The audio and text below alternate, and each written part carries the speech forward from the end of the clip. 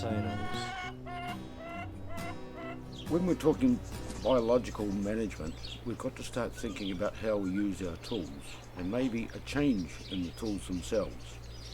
Most people, when they go to the garden, will pick up a shovel and go turn it over.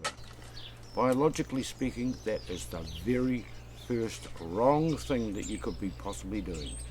Your shovel should now only ever be used to move heaps of stuff, like heaps of gravel, heaps of sand and heaps of soil.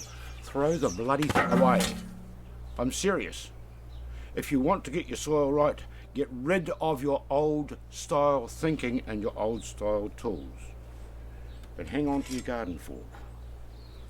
You can almost sieve the soil with one of these when you get it right.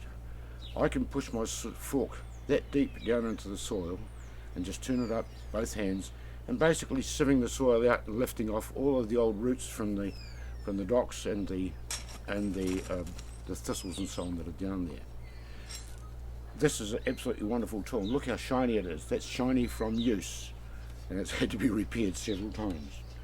As opposed to this heap of junk, you couldn't dig anything with this, and I'm terribly sorry to have to say this.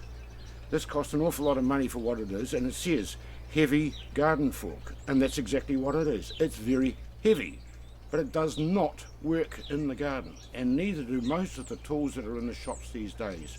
If you want to do yourself a favour, go to the old second-hand shops and buy the decent tools that are made from decent steel. Chuck that one away as well. Here's one I want to rejuvenate. This and this. So many people go in their garden without sharp tools.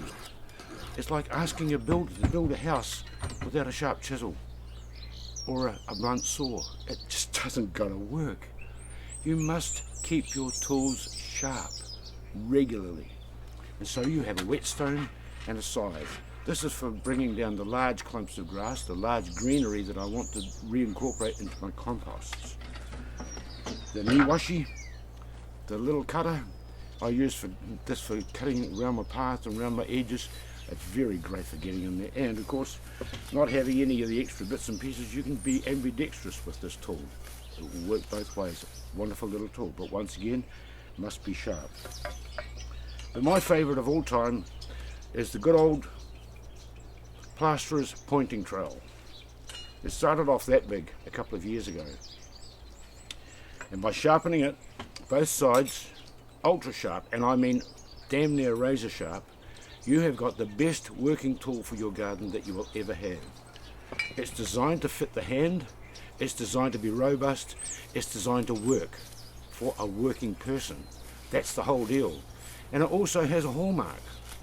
This one is good Sheffield British steel. You'll need good Sheffield steel or good steel for your tools in order to work them properly. Rubbish steel will make a rubbish tool, and that's all there is to it. You'll be forever sharpening it. And this here is my digging tool. It takes the place of the shovel and of the fork. I call it a turver.